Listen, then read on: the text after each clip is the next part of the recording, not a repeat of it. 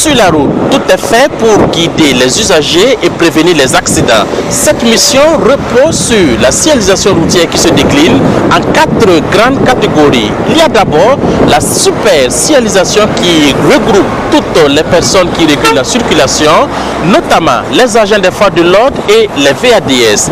Ensuite, nous avons la signalisation lumineuse, en l'occurrence les feux tricolores. La troisième catégorie concerne la signalisation verticale, à savoir les panneaux. Et enfin, la dernière catégorie concerne la signalisation horizontale ou encore les marquages au sol.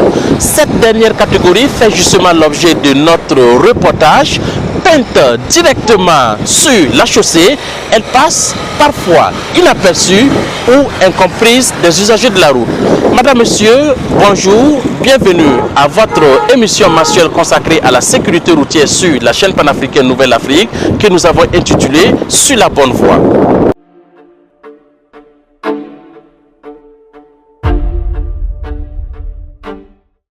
Sur la chaussée, ces traits blancs qui se succèdent attirent peu l'attention. Pourtant, ils portent un message essentiel pour chaque conducteur. Appelée ligne discontinue, elle donne une indication très importante aux usagers. C'est une ligne médiane qu'on appelle ligne discontinue qui, par exemple, permet le dépassement.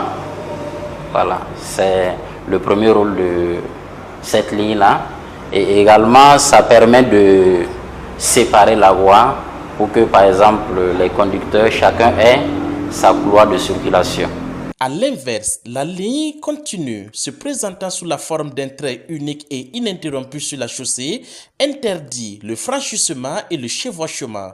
Cependant, le dépassement peut être autorisé, mais uniquement chez les cyclistes. Cette ligne continue est généralement installée dans des zones où une manœuvre de dépassement peut représenter un danger. Parmi les marquages au sol, il en est un que les usagers croisent très rarement, sinon jamais. C'est la ligne mixte. La présence d'une ligne continue associée à une ligne discontinue sur une même chaussée peut parfois semer le doute chez certains usagers sur la conduite à adopter. Pour savoir si les conducteurs maîtrisent réellement la signification de ce marquage particulier, nous sommes allés à leur rencontre. Ça là, je ne maîtrise pas trop la signification de ça.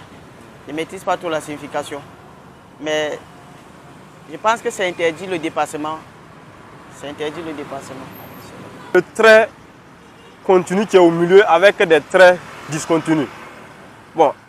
Ce que j'ai reçu comme formation, en tout cas, on me disait que non, il ne faut pas toucher. Même malgré qu'il y a des traits discontinus, il ne faut pas toucher. Il faut toujours rester dans votre côté seulement. On ne touche pas.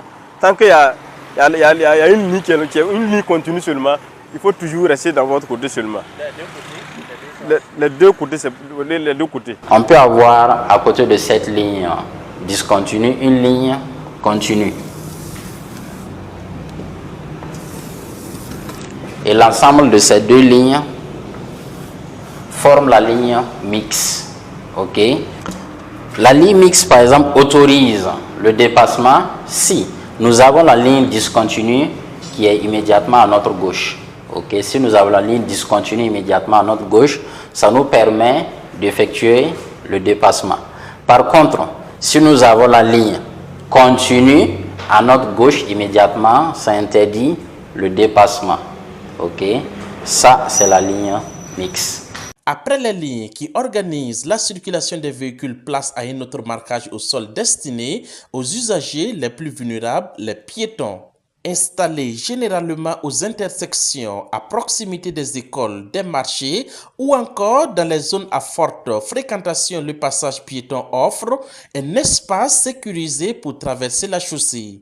À son approche, le conducteur doit ralentir et céder la priorité à tout piéton engagé ou manifestant clairement son intention de traverser.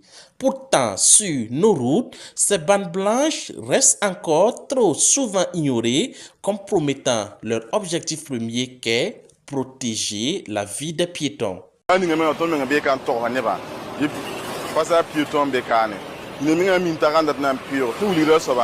Il y a le piéton qui joue pur en tenge. Il faut un tiens pour un pure bala. Qui mieux, où sera bala? Pas un tiens bala. On a l'âme de follow. Les qui ne me mis, d'un forum en fonfonné de piétons. On a dit que Nathan Katiaka. Nemen n'attend pas passer piéton pour même yiki. On torse bas. Il ne retient un pied à la boum. La main explique ça voilà. Ça va nous comprendre mais. Tout conducteur de véhicule à 4 roues ou à 2 roues qui marque un arrêt sur le passage piéton commet une infraction même s'il a respecté le feu rouge ou le panneau stop.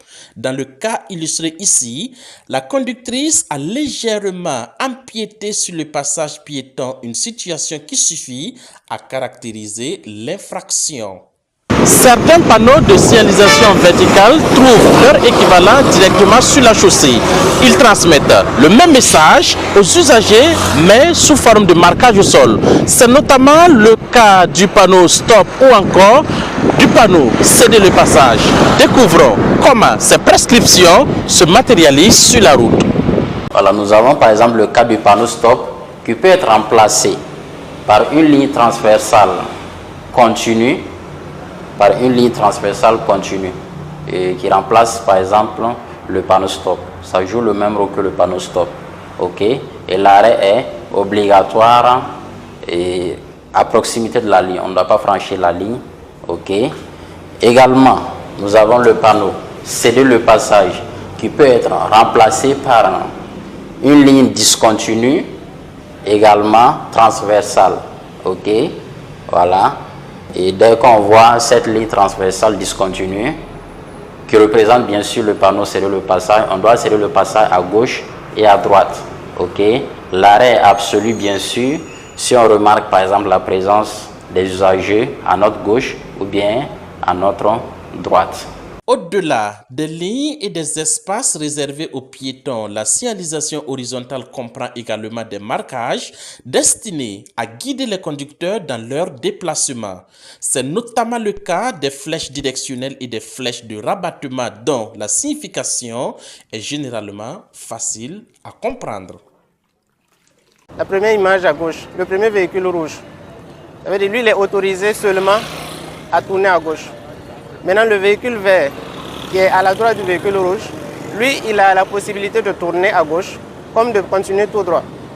Maintenant, le véhicule qui est tout au milieu, le troisième véhicule, lui, il n'a une seule possibilité, c'est celle de continuer tout droit. Voilà. Maintenant, le véhicule bleu, lui, il a la possibilité de continuer tout droit ou de tourner à droite. Et le dernier à droite, le véhicule orange, lui, il a uniquement la possibilité de tourner à droite. Nous avons ici les flèches directionnelles. Et à partir de la première flèche, nous sommes tenus de suivre la direction indiquée par la flèche. Et le changement de voie n'est plus possible.